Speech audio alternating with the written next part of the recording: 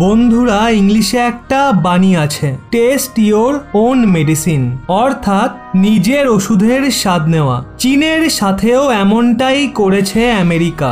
আসলে গত 3 দিন ধরে লাগাতার খবর আসছে যে চীনা বায়ুসেনার যুদ্ধবিমান তাইওয়ানে ঢুকে গেছে।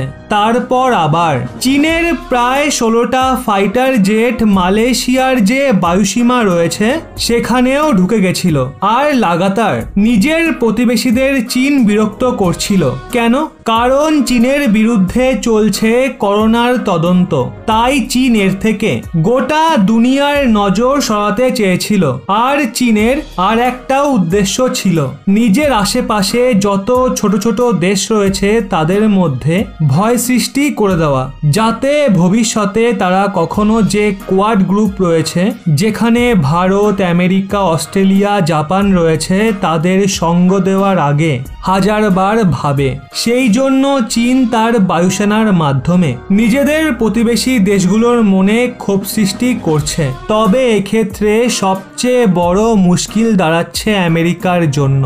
কারণ আমেরিকার প্ল্যানিং এটা যে চীনের যত প্রতিবেশী দেশ রয়েছে তাদের নিজেদের দিকে টেনে নেওয়া, নিজেদের দিকে টেনে চীনের বিরুদ্ধে তাদের ব্যবহার করতে পারে। যেমনটা আমেরিকা সোভিয়েত ইউনিয়নের বিরুদ্ধেও করেছিল। সোভিয়েত ইউনিয়নের যত ছোট ছোট প্রতিবেশী দেশ ছিল তাদের নিজের দিকে টেনে পরে তাদেরই ব্যবহার করেছিল সোভিয়েত ইউনিয়নকে ভাঙতে। তো এমনটাই আমেরিকা এবারও করছিল।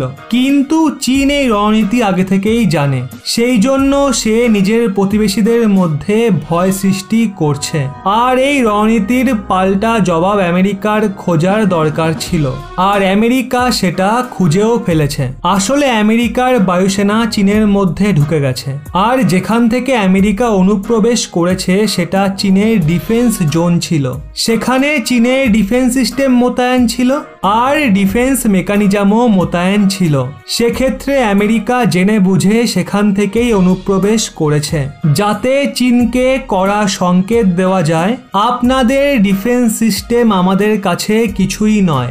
এরই সাথে চীনের প্রতিবেশী দেশগুলোকেও, যারা চীনকে ভয় পায়, তাদেরও সংকেত দিয়ে দিয়েছে যে আপনারা ভয় পাবেন না, আমরা আপনাদের সুরক্ষার জন্য সদা প্রস্তুত আছি। আর দেখুন, আমেরিকা আরো একটা চালাকি করেছে। আমেরিকা এই অনুপ্রবেশের জন্য বিশেষ ধরনের বিমান ব্যবহার করেছিল। তার নাম ছিল RC-135। এটা প্রায় 40 বছরের পুরনো বিমান। আমেরিকা জেনে বুঝেও এটাকেই কেন বেছে নেয়?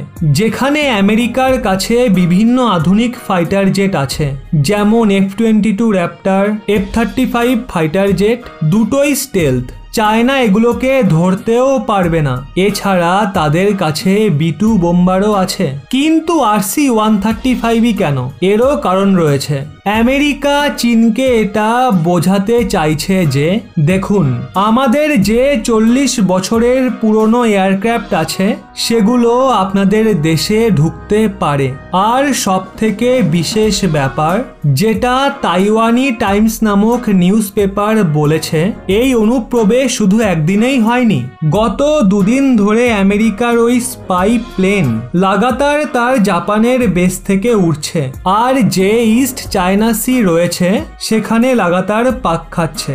আর চীন এটাকে আটকানোর চেষ্টাও করছে না, কারণ তারা জানে কিছু কিলোমিটার দূরেই আমেরিকার জঙ্গি ডেরা মোতায়েন আছে।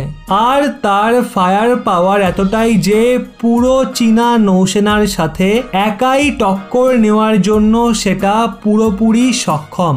আর তাই সেখানে চীন কোনো রকম আক্রমণাত্মক পদক্ষেপ নিচ্ছে না আমেরিকার বিরুদ্ধে। অবশ্য আমেরিকার এই পদক্ষেপ নিয়ে আপনাদের কি মন্তব্য তা নিচে কমেন্টে জানান। আর এরকমই ব্যাক টু ব্যাক আপডেট পেতে রহস্য বাংলা এই চ্যানেলটি সাবস্ক্রাইব করে পাশের বেল আইকনটি অল করে রাখুন।